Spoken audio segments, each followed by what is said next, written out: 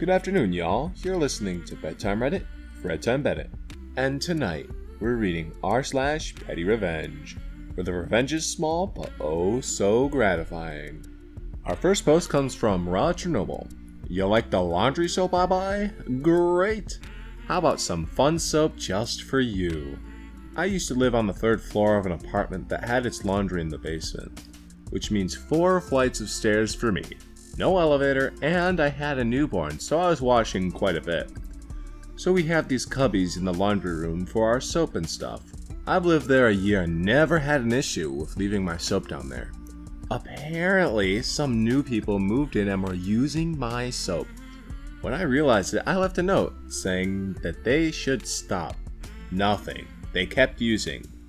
Okay. Now, I'm mad. I got 2 bottles of soap. A blue colored one and a clear colored one. Marked the bottles clearly that they belonged to me, so they couldn't accidentally say that they thought they were theirs, and filled the blue one with blue right dye. Then I filled the clear soap with unscented bleach and waited.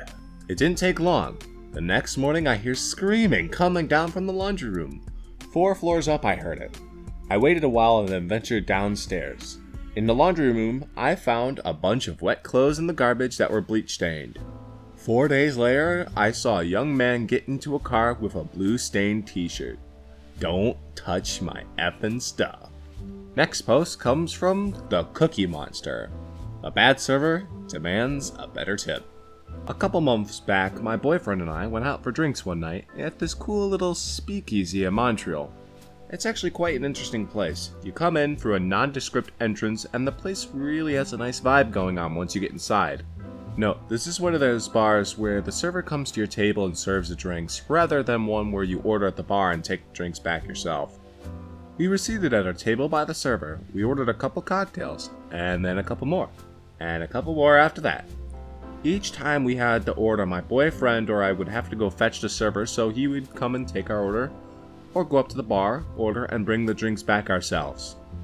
Then, when it came time for the bill, I went up again, so he would come to our table. He came and thought we were going to order again, despite me clearly asking for the bill when I went up. So, he went back to the card machine, and it was another 10 minutes before he was back. At this point, I was quite ticked off at the not-so-great service and was debating whether or not I should tip him.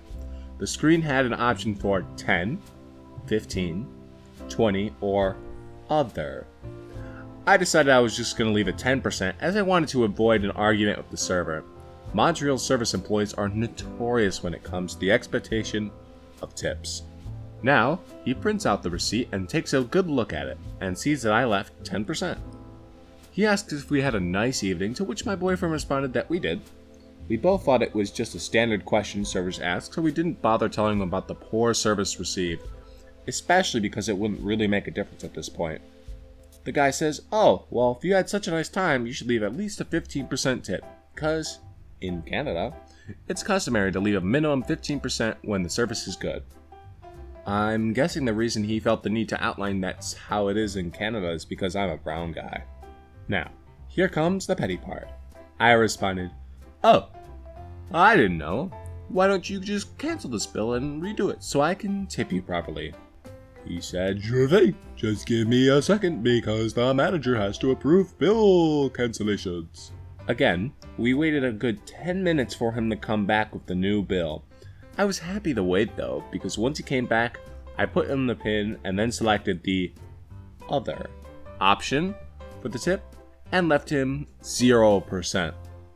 He printed out the receipt and his look of disbelief was well worth it. We got up and my white Canadian boyfriend said, "Our only tip for you is to give better service and not be so much of a jerk. In Canada, we don't really like jerks." This post is from Calebla. The HOA is the hero this time. I have one incredible "the HOA isn't the one who's stupid in this case" story.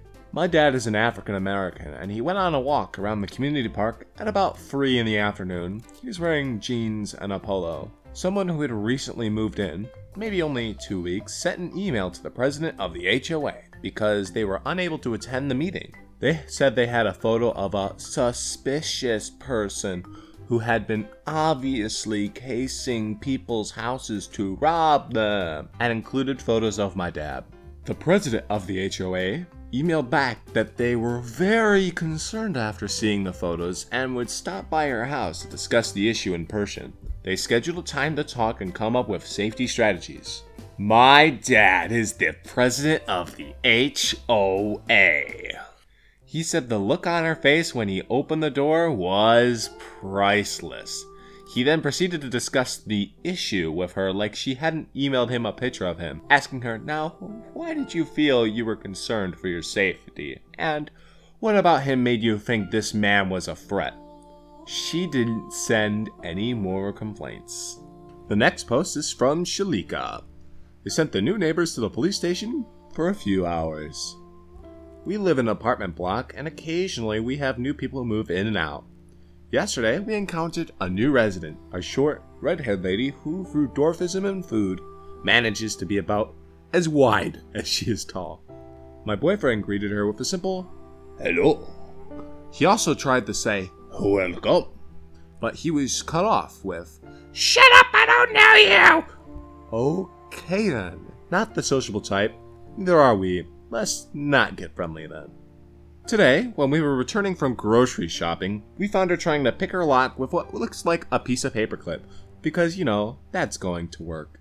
And she apparently had been at it a while, because before we could open the door with a key, a patrol car stopped in and an officer called out to her. We stopped to watch because, well, it was happening.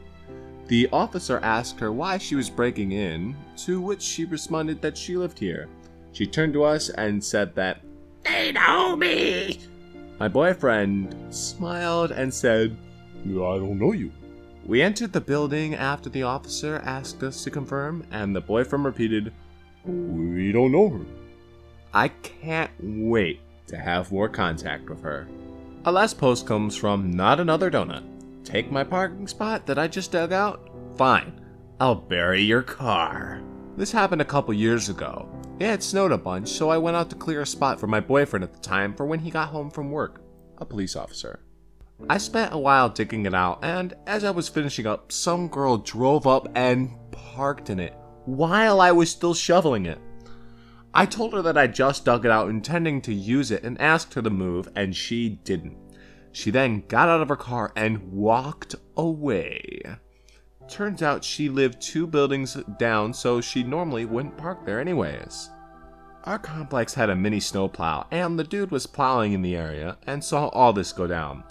He helped me move all the snow from the pile he just created and put it around her car. We buried it up to the door handles on all sides. Then, he dug out a new spot just for me. I saw her later trying to dig out her car. Turns out she didn't have a shovel, so naturally, because I'm petty, I went out and reshoveled the sidewalk from the lot up to our building, and threw all of the snow on our vehicle while I did it. Then, went inside and took my shovel with me. Thanks for watching. That was r/pettyrevenge. Make sure to leave a comment if you have a suggestion on how to improve my videos.